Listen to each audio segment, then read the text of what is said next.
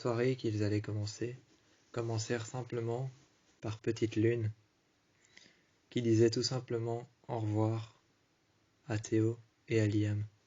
Disant au revoir à Théo et à Liam, la soirée commençait comme ça. Liam était en haut, dans la salle de bain. Il se regardait dans le miroir, et en haut dans la salle de bain, Théo vint à ses côtés, arrivèrent derrière lui, posèrent sa tête sur son épaule droite, se regardèrent avec lui dans le miroir, tout en laissant ses mains le long de ses côtes. Il lui dit alors: « Qu'est-ce qu'il y a? T'as l'air préoccupé, ça se voit, et me mens pas, je sais à quoi tu penses. » Liam se retournèrent, tout en s'appuyant contre l'évier, adossés contre le miroir, ils se retournèrent, et il dit alors à Théo: « T'es sûr qu'on a fait le bon choix? » Théo regardèrent Liam pendant un instant. Sans réponse, il lui dit: « Le bon choix. » Liam ne fit que répondre: « Non, mais ce que je veux dire, c'est que... Est-ce que t'es sûr que... Ce que je veux dire, c'est... Est-ce que t'es sûr que Aiden et Ethan sont à la hauteur pour surveiller Petite Lune? » Théo prit alors Liam, se rapprochèrent de lui en le prenant par les côtes, en montant ses mains le long de ses côtes, arrivées à ses aisselles, jusqu'à ses avant-bras. Le long de ses avant-bras, ils les caressèrent pour arriver jusqu'à ses épaules. Ils passèrent ses bras le long de ses épaules, les croisèrent par l'arrière et rejoignirent sa nuque, tout en passant ses mains le long de son dos qui montèrent jusqu'aux omoplates, passant ses mains légèrement sur le côté des joues, sur le côté du visage, dans la nuque, le long de la nuque, tout le long du dos, dans le dos, passant ses mains dans son dos, le long de ses omoplates, près de la nuque, le long de la nuque, ils passèrent ensuite ses mains, le long de son visage, et d'un geste infime et léger, ils le regardèrent. Il prit sa tête avec un geste infime et léger. D'un geste infime et léger, ils passèrent ses mains sur sa tête, le long de ses joues.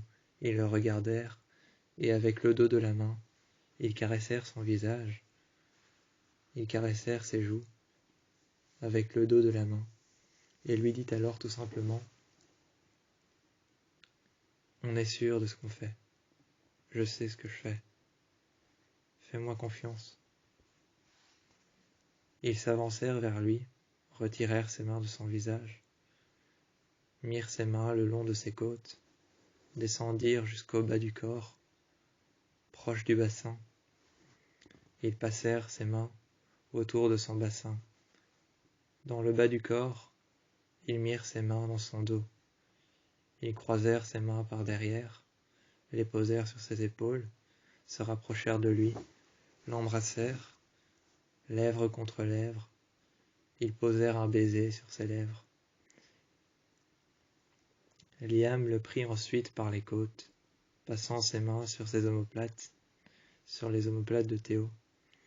Ensuite, le long de ses avant-bras, sur ses épaules, puis le bas des côtes, et ensuite, comme Théo l'avait fait, le bas du corps. Ils s'embrassèrent tous les deux. Théo le regardait dans les yeux. Théo le regardait dans les yeux. Liam l'écoutait parler. Théo le regardait dans les yeux. Liam le regardait dans les yeux et l'écoutait parler. Il se laissait faire par les gestes infimes, légers, et les mouvements simples, tendres et sensuels que laissèrent Théo sur Liam, tout comme Liam qui laissèrent des mouvements tendres et légers, sensuels et infimes sur le corps de Théo. Ils s'embrassèrent, lèvres contre lèvres. Liam retirèrent ses lèvres de celles de Théo. Théo retirèrent ses lèvres après avoir embrassé Liam. Liam fit pareil après avoir embrassé Théo. Regardèrent ses yeux qui se transformèrent, ses iris brunes foncées, qui se transformèrent en des iris jaunes ocre, pratiquement dorés. Ces iris brunes qu'il avait lorsqu'il avait embrassé Liam se transformèrent en des iris jaune ocre, d'un jaune très particulier, pratiquement doré, entre le jaune ocre, le jaune sable, et entre le jaune doré. Un jaune très particulier, un jaune qui déterminait le fait que c'était un oméga. Il le regardait, et ses pupilles se dilatèrent, et ses iris se transformèrent en ce jaune si particulier, ce jaune ocre, presque doré. Et rien que ce geste, rien que ce mouvement, rien que le fait de l'avoir embrassé, en passant ses mains le long de ses côtes, arrivant jusqu'au bas du corps, cette sensation, ce mouvement, ce geste infime, transformèrent les yeux de Liam, tout comme ceux de Théo, en un jaune si spécial, ce jaune ocre pratiquement doré. Si particulier, les deux omégas, Liam et Théo, se regardèrent, et ensemble, ils s'embrassèrent et sortirent de la salle de bain. Liam s'était assis sur le lit et lui dit alors, « Qu'est-ce que tu comptes faire maintenant ?»« On va laisser Petite Lune, et nous on va aller faire ce qu'on doit faire. »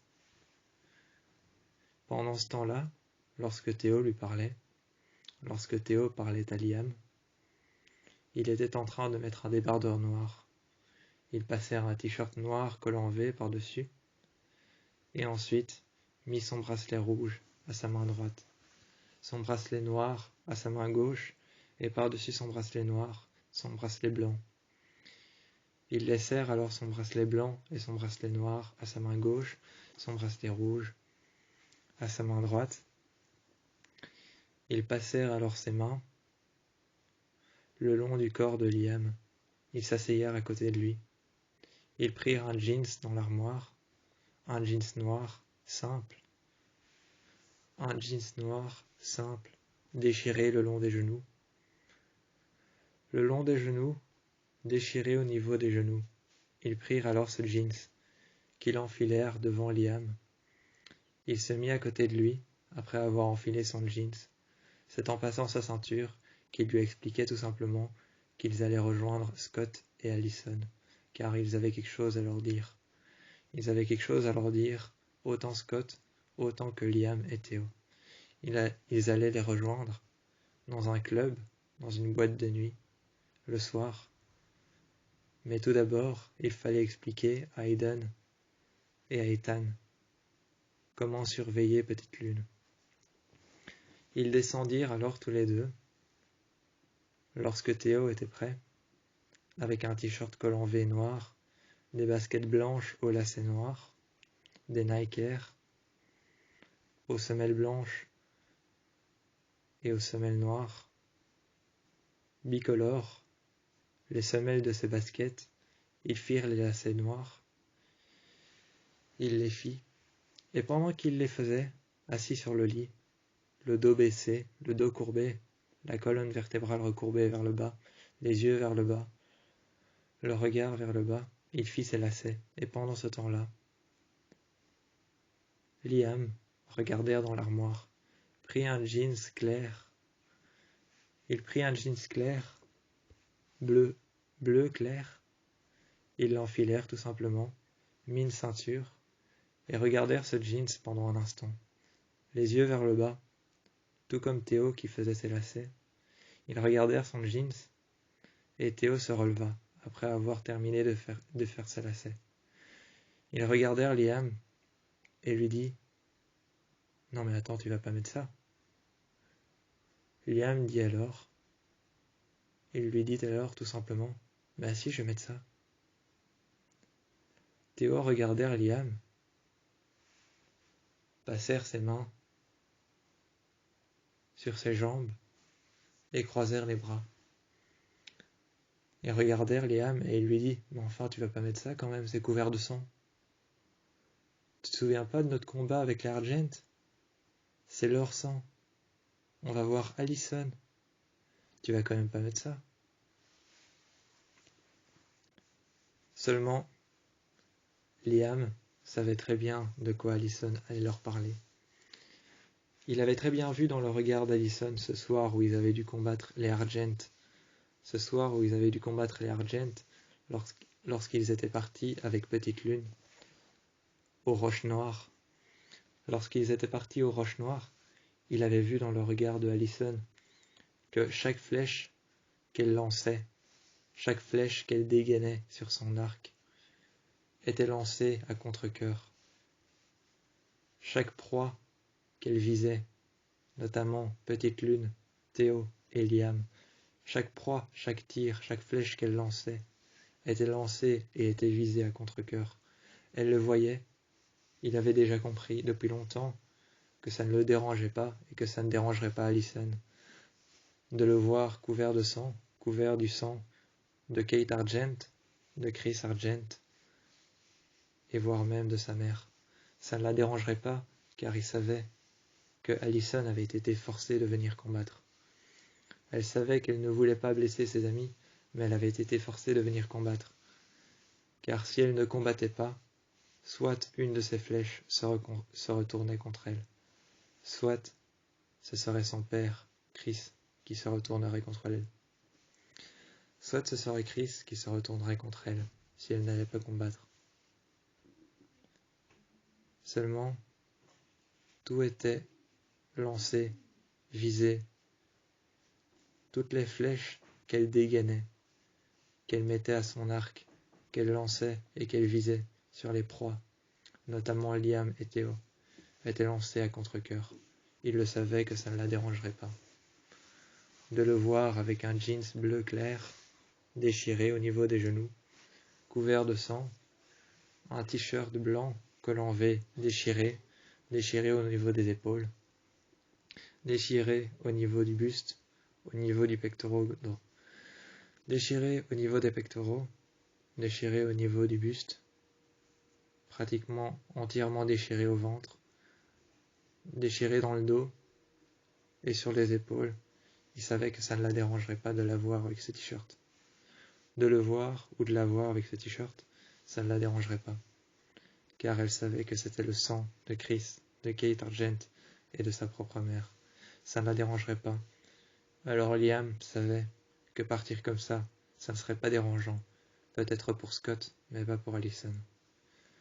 Théo a alors demandé pourquoi il s'était habillé comme ça, pourquoi il avait repris les anciens vêtements, pourquoi il les avait gardés, pourquoi il les avait gardés, pourquoi il les avait mis là. C'est alors qu'ils demandèrent, tout simplement, que pourquoi il les avait mis sous clé dans un coffre-fort. Il avait compris qu'il avait mis tout ça, tous ses vêtements, sous clé, lorsque dehors, les loups commencèrent à hurler à la lune. Les loups, les bêtes sauvages, les chimères, commencèrent toutes les unes après les autres à hurler à la lune. Les chimères, les loups, les chiens loups qui se promenèrent dans la... Les chiens loups, les loups et les chimères qui se promenèrent dans la forêt le soir, qui traquèrent les proies en tant que prédateurs. Les chimères, les chiens loups, les chiens.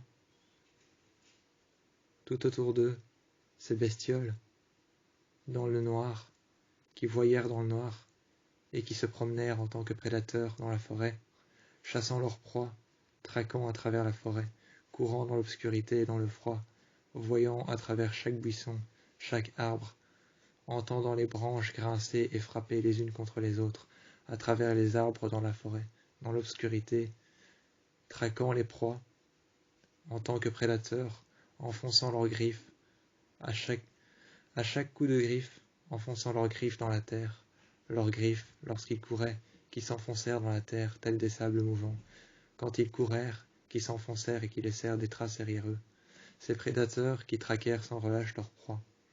Ils les entendirent hurler à la lune.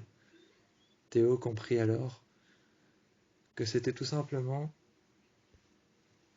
parce que le sang qu'il y avait sur son t-shirt, le sang qu'il y avait sur son jeans, lui donnait de la force, mais lui rappelait surtout le combat avec l'Argent, et que Allison savait que Liam, lui, avait compris, à travers son regard, ce qu'elle ressentait à chaque fois qu'elle devait viser et tirer.